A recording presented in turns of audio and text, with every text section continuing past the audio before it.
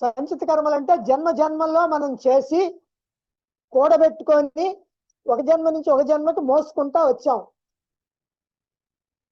మనం 1980లో ఒక 1000 రూపాయలు సంపాదించుకున్నాం, మన ఖర్చులు పోను, అవి దాచిపెట్టుకున్నాం. 81లో ఒక 500 సంపాదించాం, అవి దానికి కలిపాం, 1500 అయినాయి. 82లో ఒక 2000 సంపాదించాం, అప్పుడు 3500 అయినాయి. అట్లా ఒక్కొక్క జన్మలో మనం చేసినటువంటి కర్మలు అనుభవించినవి పోను, అంటే మనం సంపాదించామంటే ఖర్చు పెట్టి పోను మిగిలినవి. అట్లా మిగిలినటువంటి అన్ని కూడా కుప్ప పడతాయి. ఆ కుప్ప అంతా కూడా మూట సీల్ చేసి ఉంటాయి. అవి సంచిత కర్మలు. అవి అనుభవించడానికి వల్ల కాదు, ఇప్పుడు జాగ్రత్త పడేవి కాదు, చేసేసాం అయిపోయింది, అనుభవానికి రావు. కాబట్టి వాటి మొత్తాన్ని ఒక్కసారి జ్ఞానాగ్నిలో దగ్ధం చేయాల. అది సంచిత కర్మలు అంటే.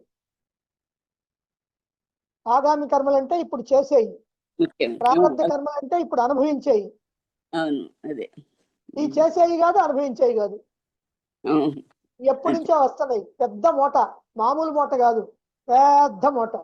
అదే అదే జ్ఞానాగ్నిలో దగ్ధం చేయాల్సిందే తప్ప ఇంకా వేరే మార్గం లేదంతే. అంతే.